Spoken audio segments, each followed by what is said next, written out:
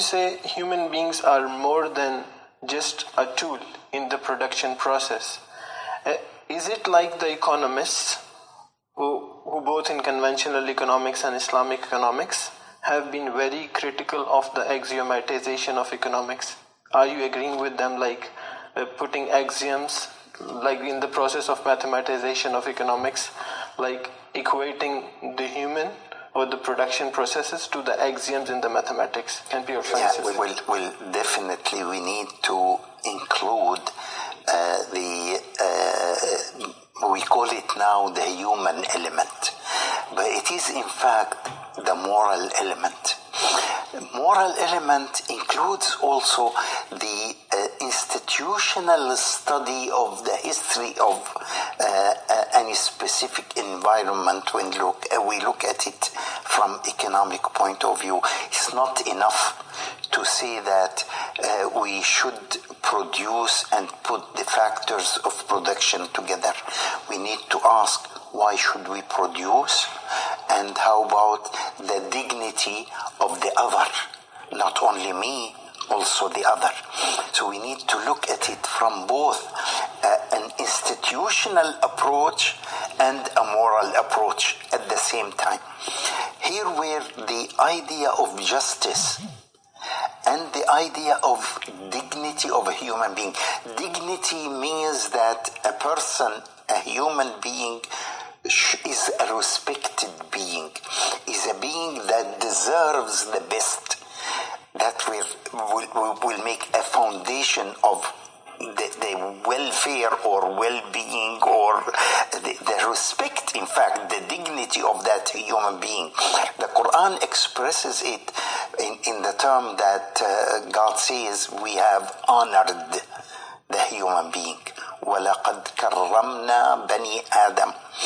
But this idea means that this person, this entity that has this high dignity, is a dignified entity, should deserve the best. And should deserve the best not only to me, but also to the other, to you, to the other person. So here where the justice comes in the human version of economics, which is Islamic economics. In fact, Islamic economics is no more than that.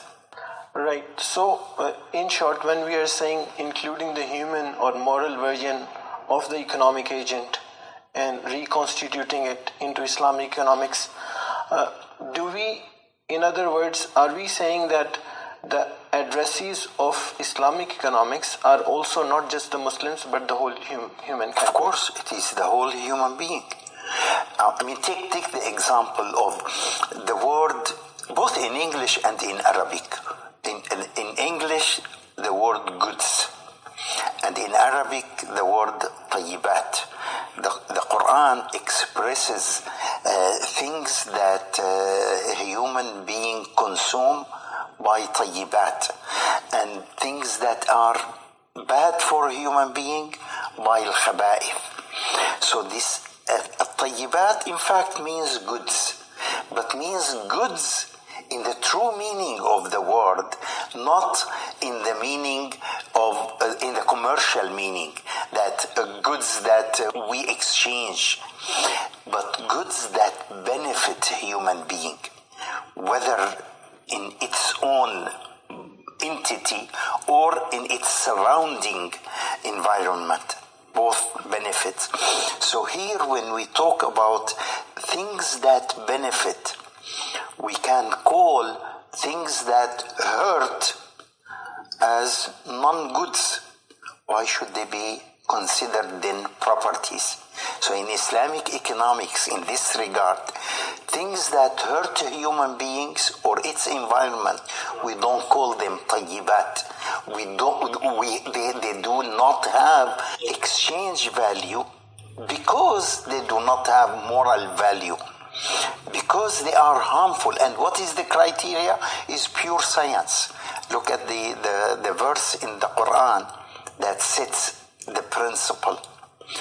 It says that there are things that have some benefit but have some harms. And if the harm is more than the benefit, that thing should be considered bad. If the benefit is more than the harm, then that is good. Now, how do we define these goods from the, if we can use the word, the bads?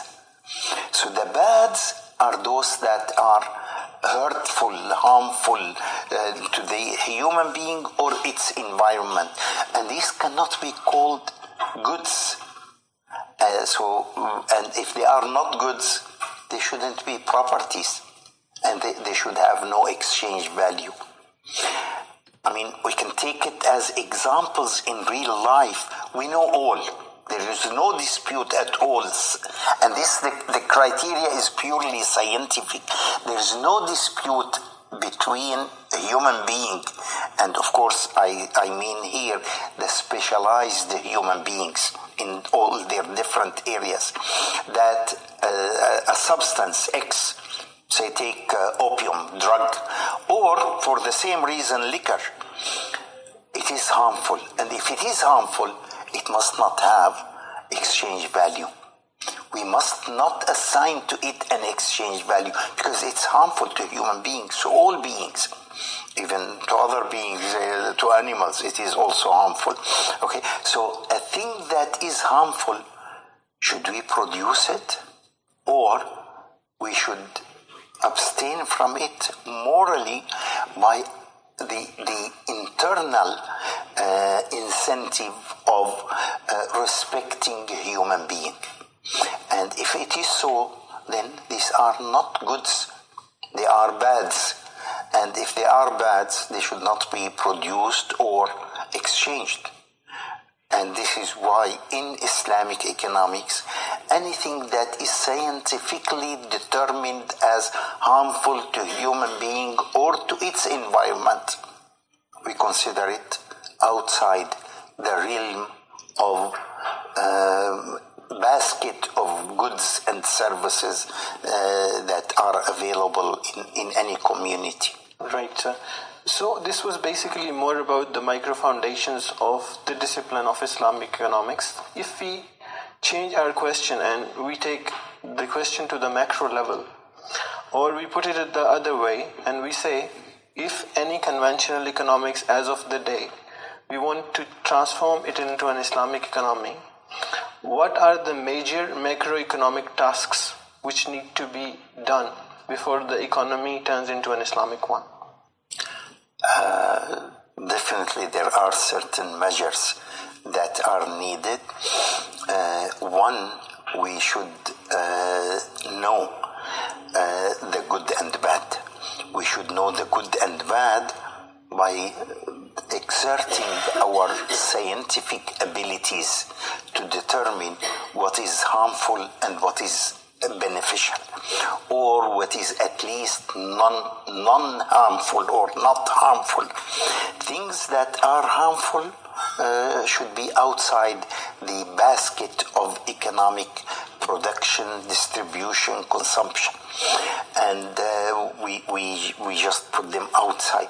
Now, for the macro policy, it must be always based on the principle, two principles. One, the same that I mentioned, human being is respected, so we do our policy with the idea of giving more benefits, maximizing the benefit to human beings in the economy. Of course, when we talk about macroeconomics, we are talking within a geographical area. So we talk about an economy then. So for that economy, the economic players or determinants must be guided by the principle of the dignity of the human being by making the most benefits available to that human being. And on the other point, making it on the principle of equality between human beings, that human beings are all alike and all are equal. So there should be the objective of production is distribution with justice, not simply distribution. Because simply distribution may end up having, as I mentioned, if we have people in extreme poverty and people in extreme richness, and the average is X. If we increase people who are rich, increase the top 5% of that economy by certain percentage, and increase the poverty of the bottom, say 10% by certain number, the average may not change. That is incorrect. So it's not a matter of averages, it's a matter of justice, that all human beings are equal, and therefore all human beings deserve, by their dignity, deserve equal opportunities and equal benefits of the economic activity. Right, Professor. So one of the synonym generally used for Islamic economics is riba-free or interest-free economy. So if we talk about riba-free economy, do you agree on the macroeconomic aspect that one of the main impediment in any economy being Islamic is the system of reserve banking, which is common or pertinent all across the globe today? Well, I do not like that statement. Islamic economics being defined as interest-free or riba-free economy, I think this is a negative definition, not a positive definition.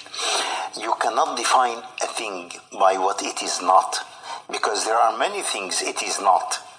You must define a thing by what it is. So saying that Islamic economy is an interestless economy, you did not tell me what it is. You tell me here what it is not. So Islamic economy is an economy that cares about human beings by producing the utmost in order to maximize the human dignity, and also by distributing the best by also making resources available to all human beings. So this is a different issue then than being riba-free or interest-free. Now we come back to this point of interest. The financial sector in an Islamic economy is a sector that is linked directly to the real sector. It is not a sector that works outside the box. It is part of the box. That is, in other words, in an Islamic economy, literally every single finance transaction is a reflection, or it's connected directly on a one-to-one correspondence to the real activity. So there should be no finance if there is no exchange of ownership from one person to another. There should be no finance if there is no resources put together to produce a new product or a new good. There should be no finance if there's no asset whose usufruct or benefit or utility is assigned to another person, although the ownership of the corpus remains with its owner, selling the utility. So all these define the finance sector as integral part of the economy, not on the side of it. So you cannot make gain in the finance sector except if there is real value produced on the real sector. This is an important principle, and this is the meaning of we finance only through sale, through lease, or through sharing relationships. Sale, lease, or sharing relationships, all these reflect the real transaction in the real sector. What does that mean? It means very important thing that finance cannot grow on its own. In the contemporary economy, in the Western economies, the finance sector can grow and multiply on its own. This does not happen in an Islamic economy because you cannot make a single finance transaction without being associated with real sector or real part of the economy transaction. Sale, exchanging goods from one hand to another, can be financed. Leasing can also be financed. One owns the corpus, the other owns the utility. Making new projects through sharing, through putting resources together, that is a mean also of finance. But beyond that, letting the finance sector grow on its own becomes meaningless. Let's take an example which is interesting here. Assume that the whole economy consists of 10 people. And let's play a game. Assume also that we have a given amount of resources, say $1,000. And the job of all these economic units, the 10 people who are the whole economy, the job of each one of them is to give a loan to another. So we start with the first one, and then we give loan to the other at interest, and the other, and the next, until we reach the 10 who will give again a loan to the first one at interest. Will such economy eat? Will such economy have food on the table? Who's going to produce? Finance alone does not create wealth. This is what we should realize. But when finance is associated with real market transaction, it does create wealth, because sale creates wealth. So financing a sale will be a contribution to the wealth creation in the economy. But financing a transaction between one bank and the other doesn't produce anything. What is the meaning of interbank transactions? Changing the indebtedness from one person to another, or changing the creditor from one person to another. Does that change the wealth of the economy? If X becomes the creditor of Y instead of M, who was previously the creditor of Y, does that change the wealth of the economy? Does that increase the wealth in the economy? It does not. I think it's very much related